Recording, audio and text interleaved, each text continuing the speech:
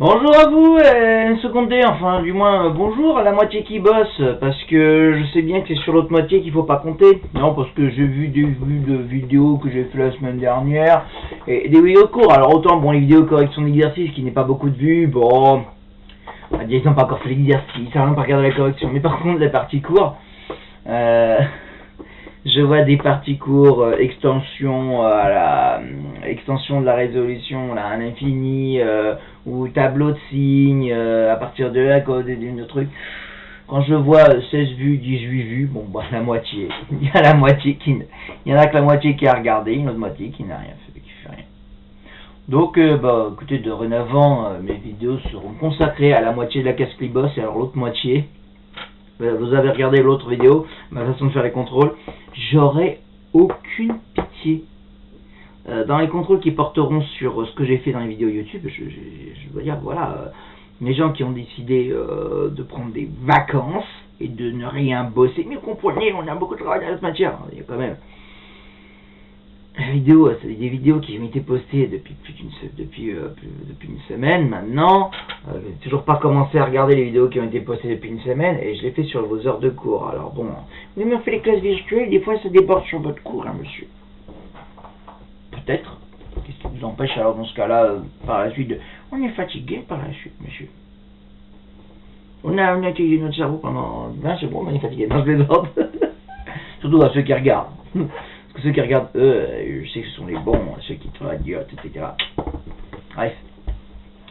Bon, donc bah à vous, je vous continue la cour et je commence par la correction de l'autre truc que je vous ai donné là, le 29 page 135. Voilà. Donc, avec mon nouveau tableau que j'avais présenté sur l'autre vidéo où je parlais de l'application là, qui me permettra de faire les contrôles. Alors, pour chacune des droites précisées, si elle représente une fonction affine, le cas échéant, la moitié de cette fonction. Donc, le petit a, on commence. Vous avez le truc qui fait y égale 2x-1. Bon, là, il est directement mis sous sa forme de fonction affine. Hein. Il est directement sous la forme là, f de x égale 2x-1. Donc, oui, c'est une fonction affine avec a égale 2, b égale -1. Et a égale 2 positif, donc ça représente une fonction affine qui est croissante.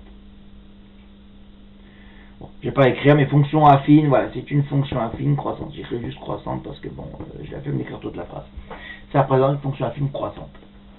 La b, x égale -1. Ça fait quoi?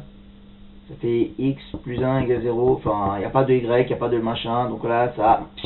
Non, ça ne représente pas une fonction affine. Ce truc-là, on verra plus tard dans l'équation de droite, ça représente en fait un truc vertical. Parce qu'en fait, votre y, il doit remplacer le f de x. Il n'y a pas de y, il n'y a pas le de x, donc ne cherchez pas, ça ne se met pas sous forme d'une fonction affine, un truc comme ça. Là, c'est y égale -x -1. Oui, ça représente bien une fonction affine, f de x égale -x -1, avec le a qui vaut -1, le b qui vaut -1. Donc là, il vaut -1, il est négatif. Donc, ça fait une fonction affine décroissante. Oh, j'ai fait encore plus mal avec ça en fait. Voilà. L'autre, le d, le y égale -1. Y égale -1, c'est comme si vous aviez f de x égale -1. C'est des fonctions constantes. Donc elle est affine, oui. C'est une fonction, c'est le a égale 0 et b égale -1. Et pourquoi b il vaut toujours -1? Oh, c'est eux qui ont voulu prendre -1 à chaque fois pour b, alors ce truc, je peux rien moi. Donc c'est une fonction affine constante. Voilà. Là comme ça on a les trois là. Dans une page. Pas mal ça. Et puis, bon c'est bon. Ah ouais, attendez voir. Ah, avant je pouvais faire pause sur d'autres trucs, mais là... voilà. Aujourd'hui, c'est bon. Ah, il y a le contre-jour, monsieur. Voilà, pause. Voilà. Et en plus, j'ai une toute petite éponge là, maintenant, j'ai vu cette éponge, je fais, ah, c'est chouette. Par contre, c'est un peu moche. Moi, je vois sur mon truc que ça passe très mal, mais bon. Bon. Ouh, ça efface super mal. Quelle arnaque. En fait, au lycée, ça fait 15 € pour... non, je vais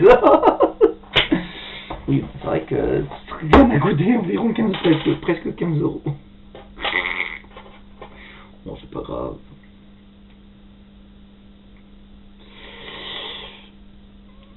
Alors, la E. Donc là, on est arrivé au cas où, effectivement, on a le X, le Y, comme ça, du même côté. Bah, on va garder le Y à gauche, qui va taper notre X.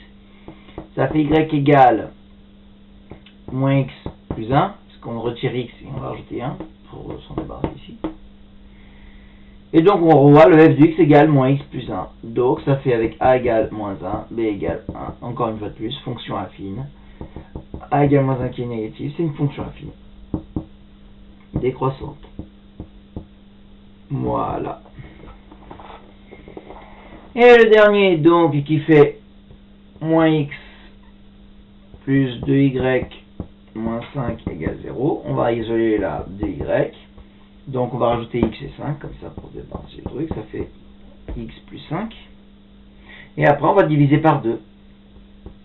Ça fait que quand je divise par 2, ça va faire 1 demi X plus 5 divisé par 2, 5 demi. On divise chacun par 2. Hein. Quand vous divisez toute la ligne par 2, vous divisez tout par 2. Je vais diviser par 2, bah, il reste Y. Je vais diviser par 2, ça fait 1 demi X. Je vais diviser par 2, ça fait 5 demi.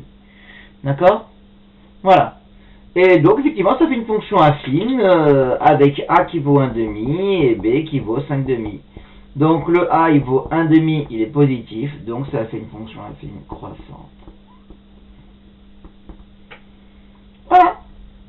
C'est tout pour l'exercice 29.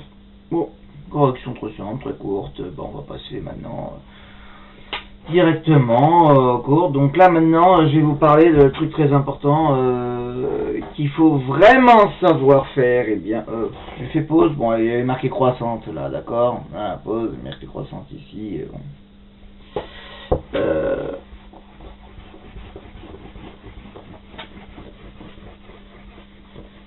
Donc, je vais vous parler maintenant de savoir représenter une fonction affine. Truc très important, que vous continuez en première ou que vous alliez en filière STMG, surtout en STMG, il faut vraiment savoir représenter une fonction affine, très important.